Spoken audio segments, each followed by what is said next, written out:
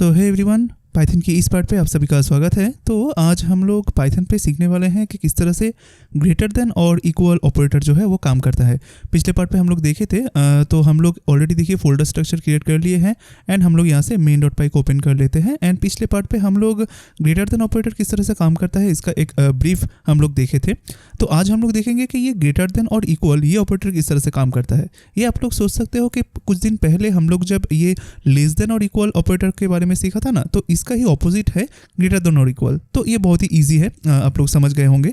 तो चलिए हम लोग एक चीज़ को देखते हैं। जैसे कि मान लीजिए मेरे पास एक नंबर है, जैसे कि num1 equal to 20 and then हम लोगों के पास और एक वेरिएबल है जैसे कि num2 इज इक्वल टू मान लीजिए 10। ठीक है, तो आप अभी चाहते हो कि num1 अगर num2 से ग्रेटर देन हुआ या फिर num1 अगर num2 से इक्वल हुआ तो वो ट्रू रिटर्न करेगा। इस तरह का आप कोई भी एक काम करना चाहते हो।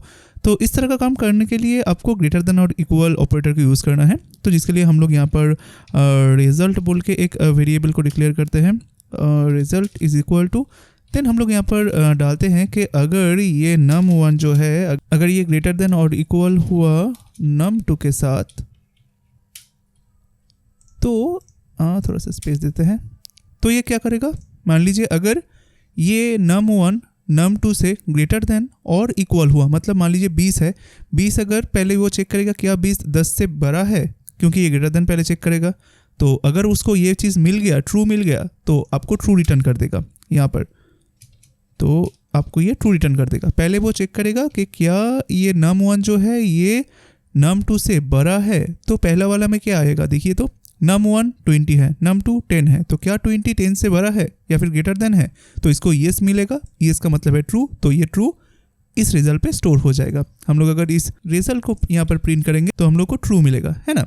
अभी ये इक्वल कैसे काम करता है, एग्जैक्टली ये लेस देन इक्वल की तरह ही है। तो जैसे कि मान लीजिए ये अगर फॉल्स रहा, मान लीजिए ये जो num1 है ये num2 से ग्रेटर देन नहीं है, तब फिर ये चेक करेगा क्या num1 num2 से इक्वल है, मतलब क्या num1 एंड num2 दोनों सेम है। अगर वो सेम हो गया तो ये ट्रू रिटर्न करेगा, अदर्स केस पे ये फॉल्स रिटर्न करेगा। मान लीजिए अभी अगर ये 10 रहा और ये 20 रहा, तो आप बोलिए आप क्या रिटर्न पाओगे। पहले वो क्या चेक करेगा, क्या num1 num2 से बड़ा है, उसको मिलेगा फॉल्स। तो फिर ये दोबारा चेक करेगा कि क्या num1 num2 इक्वल है, तब भी मिलेगा उसको फॉल्स। तो अल्टीमेटली ये जो रिजल्ट है आपको यहाँ पर फॉल्स दिखने को मिलेगा। चलिए देखते हैं, हम लोग इसको सेव किया एंड यहाँ पर चलिए एक बार इसको रन करते हैं कि पाइथन स्पेस main.py। देखिए यहाँ पर फॉल्स आ रहा है, ठीक है। एंड फॉल्स आने का रीज़न भी आपको पता है। बट अगर हम लोग यहाँ पर कर देते हैं कि मान लीजिए 30, तो यहाँ पर क्या आएगा आपको, बोलिए 30 इज़ ग्रेटर देन। पहले तो ग्रेटर देन चेक होगा क्योंकि मैंने यहाँ पर डाला है ग्रेटर देन और इक्वल, तो पहले ग्रेटर देन चेक होगा। तो क्या num1 num2 से बड़ा है, आंसर आएगा येस, इसका मतलब ट्रू। तो आपको यहाँ पर देखिएगा ट्रू नज़र आएगा। इसको थोड़ा सा क्लियर कर देते हैं, देन इसको रन करते हैं। देखिए यहाँ पर ट्रू आ रहा है, ठीक है। तो अगर जैसे कि दूसरा जो केस है, हम लोग अगर इसको 30 कर देते हैं, तो पहले वो क्या चेक करेगा, पहले वो चेक करेगा क्या num1 num2 से ग्रेटर देन है या फिर बड़ा है, तो उसको क्या मिलेगा फॉल्स। तो जब भी इसको फॉल्स मिल जाएगा फिर वो दोबारा चेक करेगा क्या num1 एंड num2 दोनों इक्वल है, उसको क्या मिलेगा ट्रू मिलेगा। देन यहाँ पर हम लोगों को क्या रिजल्ट आएगा, ट्रू आएगा, है ना। तो देखिए ये जो लॉजिक है ना कि अगर दोनों ही इक्वल रहा तो ये ट्रू रिटर्न करेगा, क्योंकि पहले तो ये चेक करेगा कि क्या num1 num2 से ग्रेटर देन है। अगर इसको यहाँ पर मिल जाएगा, पहले मान लीजिए फॉल्स मिल गया उसको, ठीक है। देन वो चेक करेगा कि क्या num1 num2 इक्वल है। देन जब ये चेक करने के लिए जाएगा तब इसको ट्रू मिल जाएगा। तो अल्टीमेट जो रिजल्ट होगा तो हम लोगों के अगेंस्ट पे वो ट्रू होगा। मैंने इसको सेव किया, क्लियर किया, दोबारा रन किया, देखिए ट्रू आ रहा है ना, मज़ेदार चीज़।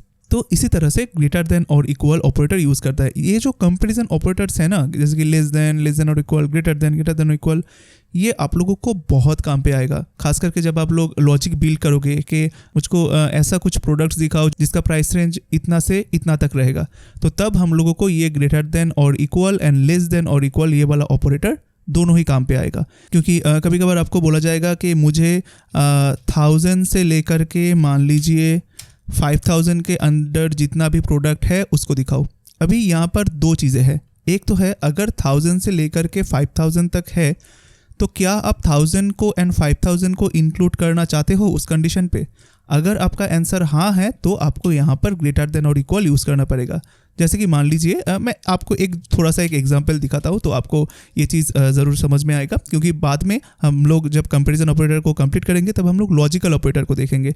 तो तब वहाँ पर आप लोग इस तरह से कर पाओगे कि मान लीजिए अगर आप इस तरह से करोगे कि अगर num1 ग्रेटर देन और इक्वल टू हुआ 10 एंड अगर ये num2 जो है वो लेस देन और इक्वल 30 होता है, तो ये है हम लोग का लॉजिक। तो हम लोग अगर यहाँ पर num1 ग्रेटर देन और इक्वल टू 10 देते हैं, इसका मतलब है कि हम लोग जो ये num1 का चेकिंग कर रहे हैं ना, तो उस पर 10 इंक्लूड रहेगा, मतलब 10 या फिर उससे ज़्यादा।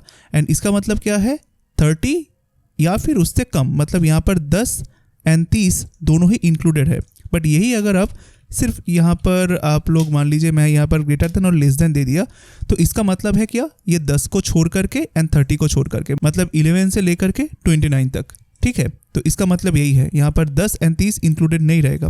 तो इस तरह का चीज़ आप लोगों को समझ में आ जाएगा जब हम लोग कंडीशंस को लेके काम करेंगे, इफ़ को लेके काम करेंगे, लूप्स को लेके काम करेंगे, तब ये सब चीज़ आपको बहुत ही ईजी हो जाएगा। बट फॉर द मोमेंट उम्मीद करता हूँ आप लोग समझ गए होंगे कि किस तरह से पाइथन पे ग्रेटर देन और इक्वल ऑपरेटर यूज़ किया जाता है। तो आज का ये क्लास आप लोगों को कैसा लगा है ज़रूर इस वीडियो का कमेंट बॉक्स पे बताइएगा, क्योंकि मैं हर एक कमेंट को देखता हूँ एंड उसका रिप्लाई भी करता हूँ। एंड अगर ये क्लास आप लोगों को अच्छा लगा है तो काइंडली इस वीडियो को एक लाइक कर दीजिएगा, साथ ही साथ इस वीडियो को सभी के पास शेयर भी कर दीजिएगा। एंड अगर आप इस चैनल पे नए हो तो काइंडली इस चैनल को सब्सक्राइब करके रखिएगा एंड ज़रूर बेल नोटिफिकेशन आइकन को ऑन करके रखिएगा, ताकि जब भी कोई भी क्लास यहाँ पर आए तो उसका अपडेट सबसे पहले आपको मिले। तो आज के लिए इतना ही, मिलते हैं नेक्स्ट पार्ट पे।